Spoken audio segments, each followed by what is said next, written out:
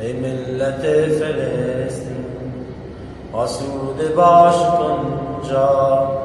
نصرت ز حق رسیده بر عهد خود وفا کن ای ملت فلسطین آسوده باش کن جا نصرت ز حق رسیده بر عهد خود وفا کن تو خود مگر ندیدی فتح مجاهدین را زاری مکن کسی را این فرقه را کن زاری مکن کسی را این فرقه را کن بر هیچ کس نباشد بر هیچ کس نباشد بر هیچ کس نباشد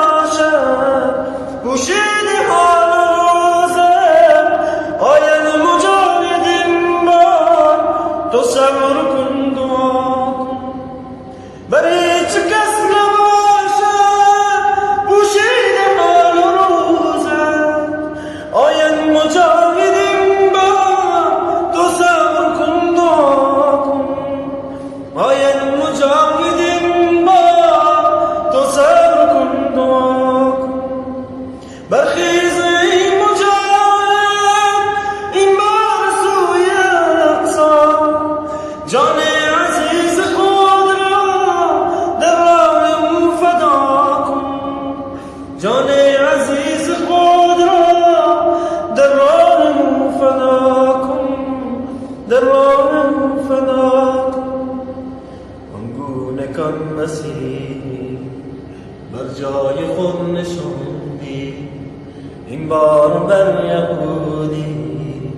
عزم ره خدا کن قوم یهود این بار از حد خود گذشته تنبیه این خبیث ملعون ناروا کن تنبیه این خبیث ملعون ناروا کن تا زور را نبیند دست از ستم نگیرد برگیر تیغ حق و سر از تنش جدا کن برگیر تیغ حق و سر از تنش جدا کن آنگونه کان مسیحی بر جای خود نشاندی این بار بر یهودی از مهر خدا کن از مهر خدا کن از مهر خدا کن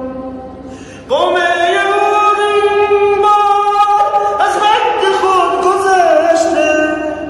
تنبیه این خبیث ملعون ناروا کن تنبیه این خبیث ملعون ناروا کن تا زور را نبیند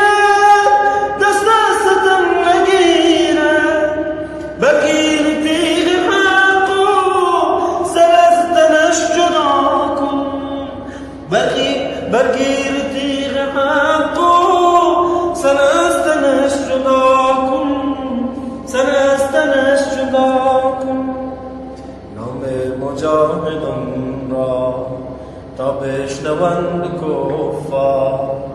او بر تنش نماند این فکر بار کن نام مجاهدان را تا بشنوند کفار